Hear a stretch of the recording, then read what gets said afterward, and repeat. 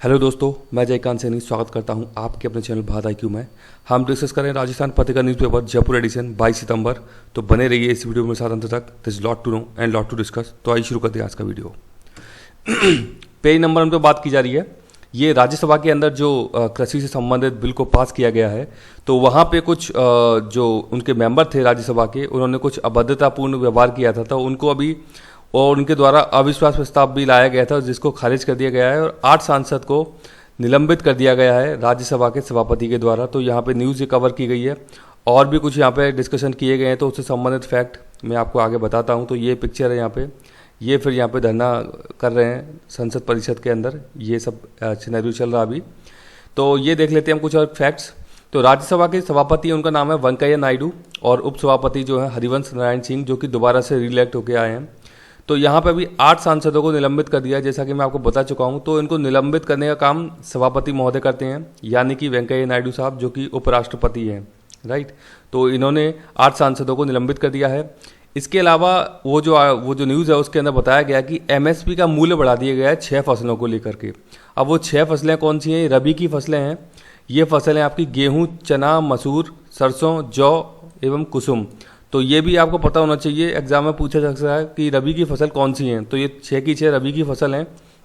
ये पूछा गया है कई बार कि गेहूं, चना, मसूर, सरसों ये कौन से खरीफ में आती हैं, रबी में आती हैं, तो रबी फसलें हैं ये। इसके अलावा यहाँ पे अब मैं बता दूं कि ये जो MSP बढ़ाया गया है यहाँ पे, तो जो फसलों के लिए MSP दिया जाता है तो उसमें 22 फसलें हैं। ये नंबर आपको पता होना चाहिए कि सरकार कितनी फसलों के लिए MSP देती है। तो ये 22 फसल हैं, ये आपको नंबर पता होना चाहिए कि 22 फसल को देती है।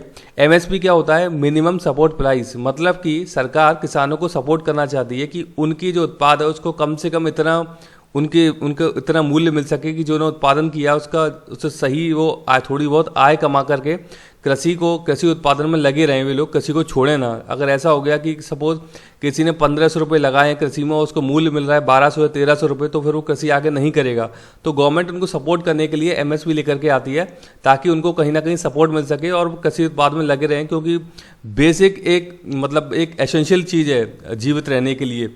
जो भी हम फूड ग्रेन वगैरह प्रोड्यूस करते हैं, तो उसको सपोर्ट करने के लिए गवर्नमेंट MSP को लेकर के आती है।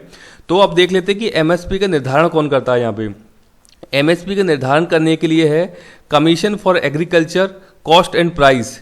तो ये एक आयोग है जो कि इसको जो MSP है इसको निर्धारित करने का काम करता है कि किस फसल के लिए कितनी MSP होनी चाहिए। तो CACP इसका निर्धारण करने का काम करता है। फिर ये अपनी जो रिकमेंडेशन है, अपने सुझाव हैं, ये भेजता है cabinet committee on economic affair के पास। तो ये जो कमेटी है, ये सुप्रीम कमेटी है अपने डिसीजन लेने के लिए। इसको हेड करते हैं प्राइम मिनिस्टर जी। तो प्राइम मिनिस्टर जी इसको हेड करते हैं और ये कैबिनेट कमेटी ने अभी मंजूरी दे दी है कि हम 6 फसलों का MSP बढ़ाने जा रहे हैं। तो इसमें इंपॉर्टेंट चीज़ आपको ये पता होनी चाहिए CACP के बारे में, cabinet committee on economic affair के बारे में, कि इसको कौन हेड करता है। तो ये सारी चीज़ें चलती हैं। इसके अलावा एक आपने सुना होगा MS स्वामीनाथन भी MSP मूल्य के बारे में अपनी राय, अपनी रिकमेंडेशन देते हैं, समय समय पर देते रहते हैं।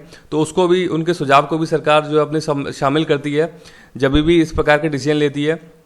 तो MS स्वामीनाथन का नाम आपने सुना होगा, भारत के अंदर ग्रीन रिवॉल्यूशन के पितामह बोला जाता है भारत के अंदर उनको। तो ये भी एक इंपॉर्टेंट फैक्ट है, आपसे पूछा जा सकता है एग्जाम के अंदर। तो ये पूरा सिनेरियो कि किस प्रकार से MSP निर्धारित की जाती है, कौन करता है, फाइनल डिसीजन कौन लेता है इसमें। तो आई होप इससे आपको समझ में आया होगा। पेज नंबर पे एक और न्यूज़ है यहाँ पे। तो ये बात की जा रही है अमेरिका की एक एजेंसी यहाँ पे जिसने की FinCEN फाइल्स तैयार की हैं। अमेरिका की एक खुफिया एजेंसी बोल सकते हैं। तो उसने एक FinCEN फाइल्स तैयार किया है। इसमें भारतीय संदिग्ध लेन देन है, मतलब कि भारतीय जो लोग हैं उन्होंने किस प्रकार से गलत तरीके से, मतलब जो काला धन जमा करने के लिए कुछ इस प्रकार के ट्रांजेक्शन्स किए हैं, तो उनके लिए बोला गया है FinCEN फाइल्स। ये पूछा जा सकता है एग्जाम के अंदर कि ये किससे संबंधित है। तो ये फाइल्स तैयार की है, काफ़ी सारे इसमें नाम है, इसका एक पूरा डॉक्यूमेंट है भारतीय लोगों के, और भी कई देशों के लोग हैं इसमें शामिल।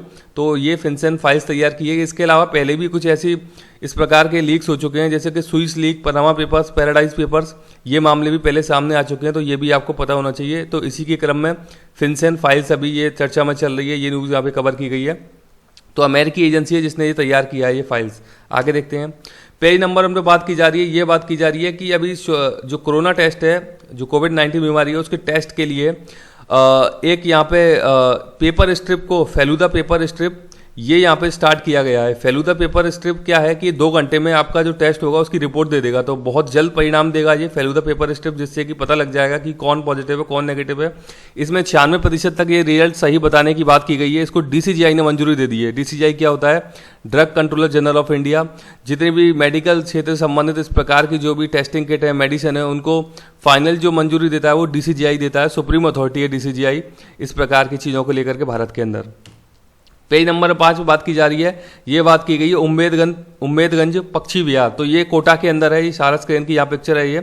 तो ये एक कंजर्वेशन रिजर्व है, ये आपको पता होना चाहिए, एग्जाम में पूछा जा सकता है कि ये अभ्यारण्य है, कंजर्वेशन रिजर्व है, नेशनल पार्क है, क्या है, तो पूछा जा सकता है एग्जाम के अंदर। तो ये कंजर्वेशन रिजर्व है उम्मेदगंज पक्षी विहार कोटा के अंदर, याद रखिएगा।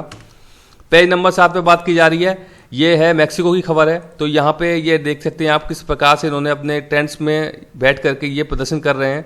ये बात कर रहे हैं कि मैक्सिको के जो राष्ट्रपति हैं इनका नाम है आंद्रेस मैनुअल लोपेज ओब्रेडोर। तो इनको हटाने की बात कर रहे हैं, क्योंकि जो अव्यवस्था बनी हुई है मैक्सिको के अंदर उसको लेकर के ये प्रदर्शन किया जा रहा है। सभी के सभी यहाँ पे हैं। तो मैक्सिको की राजधानी है, उसका नाम मैक्सिको सिटी है। मैं इस कंट्री को पहले भी आपको कवर कर चुका हूँ, तो आपको थोड़ी बहुत इन्फॉर्मेशन यहाँ पे और ये दे रहा हूँ यहाँ पे मैं। तो आप एक बार इसका मैप जरूर देख लीजिएगा अपने एंड से, ताकि आपको इसका लोकेशन का आइडिया हो जाएगा। पेज नंबर 7 पे बहुत ही इंपॉर्टेंट खबर है ये जलवायु परिवर्तन से संबंधित न्यूज़ है। तो जलवायु परिवर्तन से होने वाले जो चेंजेज हैं वो बताए जा रहे हैं कि आने वाले समय में जल संकट देखने को मिलेगा, क्योंकि हिंदू कुश हिमालय जो है वहाँ पे तकरीबन 75% जो ग्लेशियर हैं वो पिघलने के कगार पे हैं, पिघलते जा रहे हैं वो। तो ये न्यूज़ यहाँ पे कवर की है। तो कुछ एक फैक्ट हम जानेंगे ज्योग्राफी से संबंधित, बहुत ही इंपॉर्टेंट फैक्ट है ये। तो ये न्यूज़ यहाँ पे कवर की गई, जलवायु परिवर्तन का हिंदू कुश हिमालय के लगभग 75% ग्लेशियर तेजी से पिघल रहे हैं। अब हिंदू कुश हिमालय का जो क्षेत्र है ये आपको पता होना चाहिए कहाँ से कहाँ तक है। इसके अंदर 8 देश आते हैं।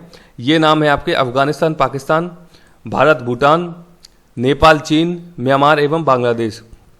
तो आप याद कैसे रखेंगे इसको? अब आप याद ऐसे रखेंगे कि आप हिमालय एक बार देखेंगे और हिमालय में कौन कौन सी कंट्रीज आते हैं उनको थोड़ा सा माइंड में रखेंगे आप, तो ये आपको आसानी से याद हो जाएंगे।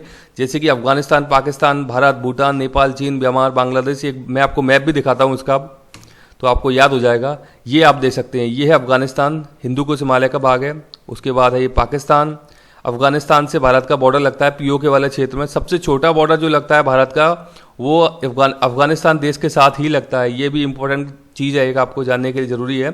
2 देश हो गए। तीसरा है यहाँ पे चाइना, चौथा है नेपाल, 5वां है भारत, 6वां है भूटान, 7वां बांग्लादेश और 8वां म्यांमार। तो ये 8 देश हैं जो कि हिंदू कुश हिमालय में आते हैं।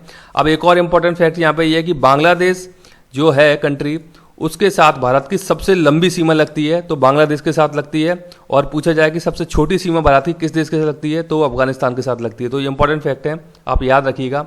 अब एक और मैं आपको मैप दिखाता हूँ। ये बताया गया है कि टॉप 10 रिवर जो हैं, एशिया की टॉप 10 रिवर हैं, ये हिंदू कुश हिमालय से ही निकलती हैं। इनका ओरिजिन यहीं से होता है। तो आप देख लीजिए यहाँ पे कि ये कौन कौन सी रिवर हैं। एक तो है अमू दरिया रिवर, ये आप देख सकते हैं, कलर से यहाँ पे कोड किया गया है। ये अमू दरिया रिवर हो गई यहाँ पे। दूसरी है सिंधु, जिसको हम बोलते हैं इंडस रिवर हो गई, ये इंडस हो गई यहाँ पे।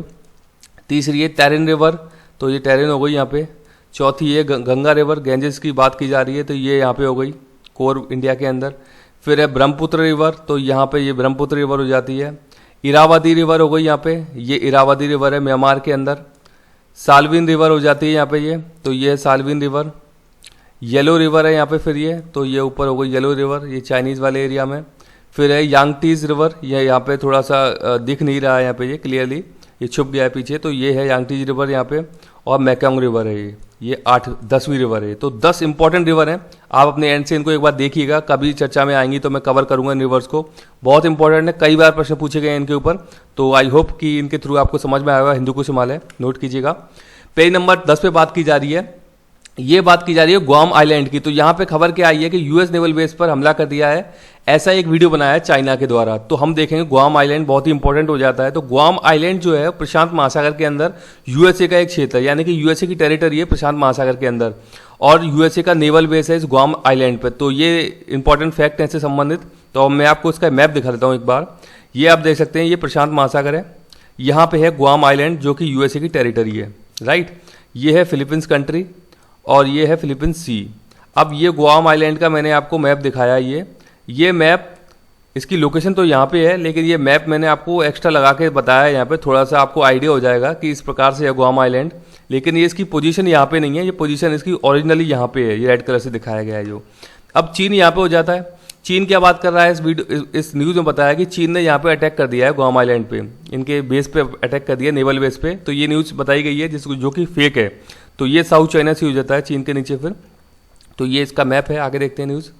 पेज नंबर 10 पे बात की जा रही है कि फिलीपींस के अंदर अभी भूकंप के झटके महसूस किए गए हैं। तो ये यहाँ पे न्यूज़ है, तो हम देख लेते हैं कुछ इंपॉर्टेंट फैक्ट। फिलीपींस की राजधानी मनीला है, मुद्रा का नाम है फिलीपींस पीसो, एशिया का एक कंट्री है फिलीपींस, और फिलीपींस का जो राजधानी है मनीला, यहाँ पे एडीबी का मुख्यालय है। एडीबी क्या है? एशियन डेवलपमेंट बैंक, बहुत ही इंपॉर्टेंट बैंक है, इसका मुख्यालय मनीला के अंदर है। इसका मैप देख लेते हैं हम एक बार। तो ये आप देख सकते हैं, ये है फिलीपींस देश, ये फिलीपींस सी हो जाता है। अब मैं आपको एक और इंपॉर्टेंट फैक्ट बताता हूं कि आपने मैरियाना गर्त का नाम सुना होगा, यानी कि मैरियाना ट्रेंच जो है प्रशांत महासागर के अंदर, ये फिलीपींस का ही एरिया है। मैरियाना गर्त जो है, तो समुद्र में सबसे गहरा स्थान जो है वो मैरियाना ट्रेंच, मैरियाना गर्त के नाम से जाना जाता है। तकरीबन 11,000 मीटर का ये इसका लेंथ है, इसका मतलब जो समुद्र के अंदर जो गहराई है इसकी तकरीबन 11,000 समथिंग मीटर है। ये मुझे एग्जैक्ट फिगर याद नहीं आ रहा है, लेकिन ये मैरियाना गर्त के नाम से है, फिलीपींस का भाग है ये इंपॉर्टेंट फैक्ट है, पूछा गया एग्जाम्स के अंदर। दूसरी चीज़ ये है कि फिलीपींस के 2 आइलैंड हैं, ये है पैरासल आइलैंड और साउथ में है स्पार्टले आइलैंड। तो यहाँ पे कई सारे नेचुरल रिसोर्सेज हैं जो कि फिलीपींस यहाँ पे तेल वेल निकालने का काम करता है, क्रूड ऑयल मतलब। तो यहाँ पे फिर ये ऊपर चाइना जो है ये अपनी दावेदारी दिखाता है इस पूरे साउथ चाइना सी में, और कहता है ये कि स्पार्टले और पैरासल आइलैंड मेरे भाग हैं और इन पर मेरा दबदबा है, मेरा कब्जा है, ये बात चलती है। 9 डैश लाइन में आपको कई बार बता चुका हूँ, 9 डैश लाइन का संबंध साउथ चाइना सी से है। तो यहाँ पे ये इंपॉर्टेंट फैक्ट है, पूछा जाता है एग्जाम के अंदर। पैरासल आइलैंड पूछे गए हैं, स्पार्टले आइलैंड पूछे गए हैं कि ये किस देश के हैं, तो ये फिलीपींस देश के हैं और साउथ चाइना सी में आते हैं। तो ये आपको पता होना चाहिए। तो आई होप कि वीडियो आपको अच्छा लगा होगा। वीडियो अच्छा लगा तो ज़्यादा से लाइक करें, शेयर करें, सब्सक्राइब करें और इस वीडियो को और भी लोगों तक पहुंचाएं ताकि और लोग इस वीडियो का फ़ायदा उठा सकें। यदि आप मुझे कोई सुझाव देना चाहते हैं तो कमेंट बॉक्स में कमेंट कर सकते हैं। इसी के साथ धन्यवाद।